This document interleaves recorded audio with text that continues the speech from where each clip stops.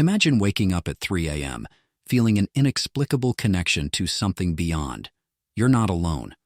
While 1 in 4 people experience déjà vu, for some, it's a recurring phenomenon that defies explanation. Could these moments be glimpses into a spiritual realm? Today we're exploring divine seers, individuals chosen to perceive spiritual realities. Are you one of them? We'll uncover 5 signs that might indicate you're called to this special role, including one that could explain those early morning awakenings. If you've ever felt deeply connected to the unseen or sensed your prayers having an extraordinary impact, this journey of discovery is for you. Ready to explore the possibility of being a divine seer? Have you ever had a dream so vivid it felt like a glimpse into the future? For Sarah, a young mother of 2, this wasn't just a rare occurrence. It was becoming her nightly reality. Sarah's dreams weren't ordinary. They were prophetic visions that God was revealing to her. At first, Sarah dismissed these dreams as an overactive imagination. But as they became more frequent and detailed, she couldn't ignore the feeling that God was trying to show her something. One night, Sarah dreamt of her son Tommy in a car accident. The next day, she couldn't shake the image. Should she keep him home? Was this a divine warning? Sarah's experience isn't unique. Throughout the Bible, God used dreams to communicate with his people, like Joseph interpreting Pharaoh's dreams or Daniel receiving visions of future kingdoms. As Sarah grappled with her gift, she noticed patterns. Some dreams warned of danger, while others offered guidance to friends facing decisions. It was as if God was using her as a messenger of his wisdom.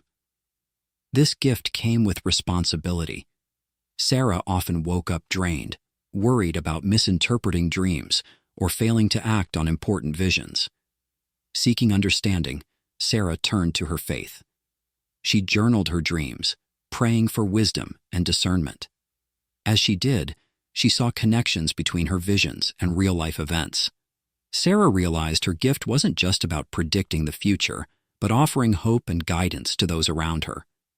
As we explore the profound spiritual gifts bestowed upon us, let's consider a remarkable calling that often goes unnoticed: the gift of intercession. Have you ever felt an inexplicable urge to pray for someone you barely know? A compelling force that whispers to your heart, urging you to intercede on behalf of another soul. This isn't just a random thought or fleeting emotion. It could be a sign of God's invitation to participate in his work as an intercessor. Meet David, a high school teacher with an uncanny ability to sense the needs of others. During a routine parent-teacher conference, David felt an overwhelming urge to pray for a student's father. The man seemed fine outwardly, but David sensed a storm brewing beneath the calm exterior. He wrestled with his instinct, torn between following God's prompting and maintaining professional boundaries. What if the father thought he was overstepping? What if he was wrong about the need for prayer? As David learned to trust these holy nudges, he witnessed remarkable answers to his prayers. A student on the verge of dropping out suddenly found renewed motivation. A colleague struggling with an undiagnosed illness finally received the right treatment. Were these mere coincidences, or was David tapping into something greater? The life of an intercessor isn't always easy. It often comes with a sense of urgency and responsibility. David found himself waking up in the middle of the night, compelled to pray for people he hadn't thought about in years. He learned that when God reveals a need, it's an invitation to join in his redemptive work. Imagine standing before a painting so vivid, so alive, that it seems to whisper secrets of the future. This is Maria's reality. Her brushstrokes don't just create beauty, they unveil hidden truths and predict events yet to come. But how does Maria distinguish between imagination and genuine prophetic visions? Maria's journey as a seer began with small, inexplicable occurrences. Images would flow from her brush that she didn't understand, symbols, scenes, and faces she'd never seen before. At first, she dismissed these as coincidence. But then came the painting that changed everything. A coastal scene with ominous storm clouds, waves reaching hungrily towards a small town. 2 weeks later, a devastating hurricane struck that very coastline. Suddenly, Maria's gift took on a weight she wasn't prepared for. Should she speak up? What if no one believed her? As she grappled with her newfound ability, Maria learned to trust her inner vision. She discovered that being a seer wasn't about predicting doom, but about bringing hope and divine insight to a world hungry for meaning. With time and practice, Maria's art became a form of visual prophecy. People sought out her paintings, finding answers to unspoken questions. One visitor found strength to face a difficult family decision through Maria's depiction of a tree with deep roots. Maria's gift reminds us that God still speaks through visions and symbols today. Like the biblical prophets before her, she's learned to listen with her heart and trust in the divine wisdom flowing through her brush. Have you ever been jolted awake at 3 a.m., feeling an inexplicable tug on your soul? For John, a night shift nurse, these early morning hours became sacred appointments with the divine.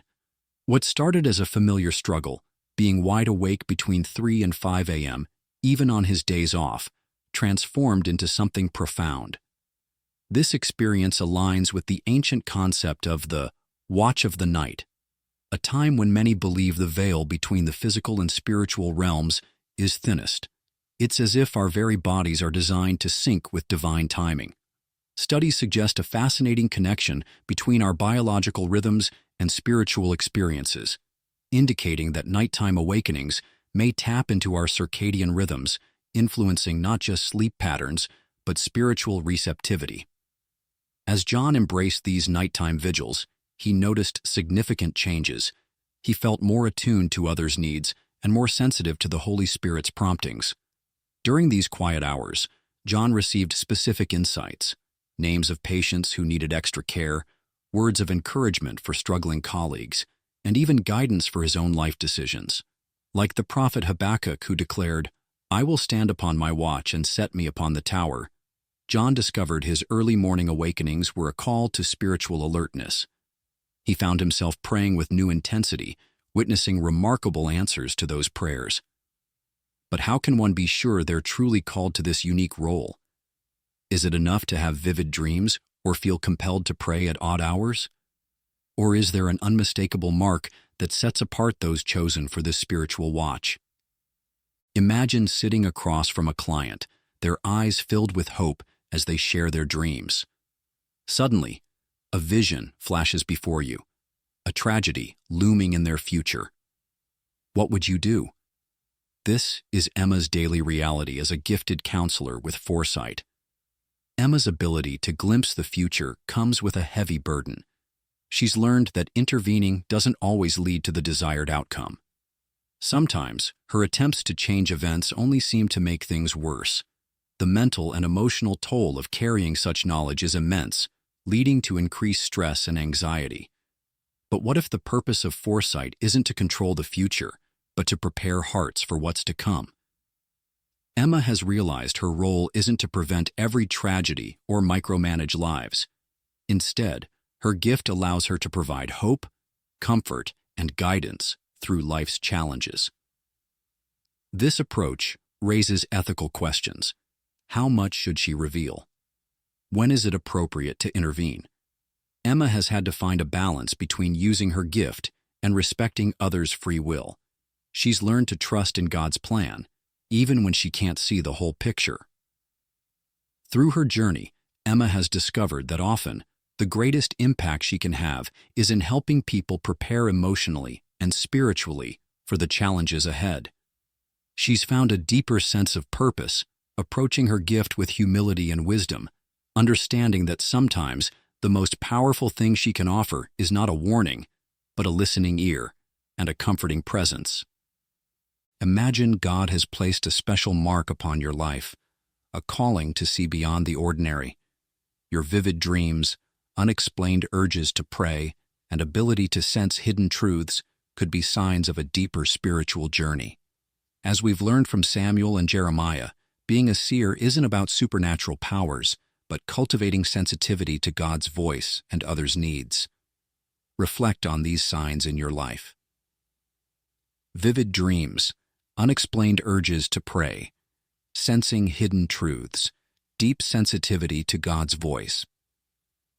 Awareness of others' needs. Will you embrace these gifts, nurturing them through prayer and service? As you continue your journey, walk with eyes wide open, attuned to God's wonders.